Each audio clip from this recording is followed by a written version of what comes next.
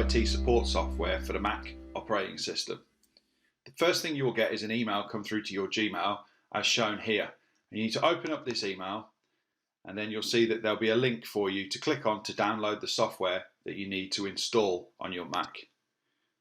Click on the link and Drive will open that up on the screen and you'll see you've got a zip file with 2 files inside. What you need to do now is move over to the right and click this download button. That will download this onto the Mac's hard drive and we will then be able to install. Click on your Finder icon and go to your Downloads folder and then you'll see the zip file.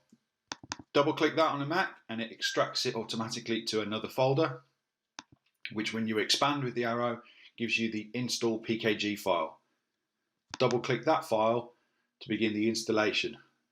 Click continue and then install. You're now asked for your password for the Mac to approve the installation. Click on that.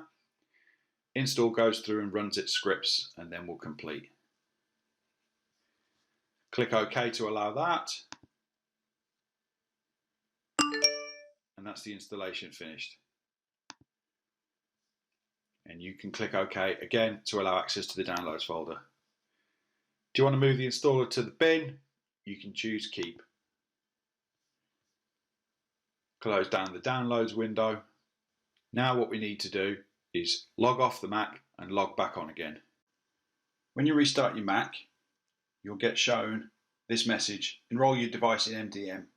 That means device management, so that we can get onto your computer and help you when you get stuck. Click on continue. When the window opens, you can double click on this to install the profile.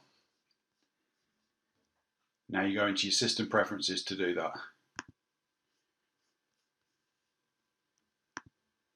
Open System Preferences,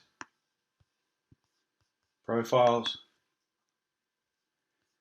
and then you can see here you've got the Kimbley IT Management Profile and you choose Install. Then click Install, enter your password, and that will now install that profile down here, as you can see. The profile's been installed, now you can click Continue. All completed. You can click Close. Now you can see all of the different aspects of the software are installed, and that gives us the ability now to help you with your computer when you get stuck. And when that happens, you will see this message come up on the screen that allows you to choose whether we can connect to your computer to help you when you get stuck.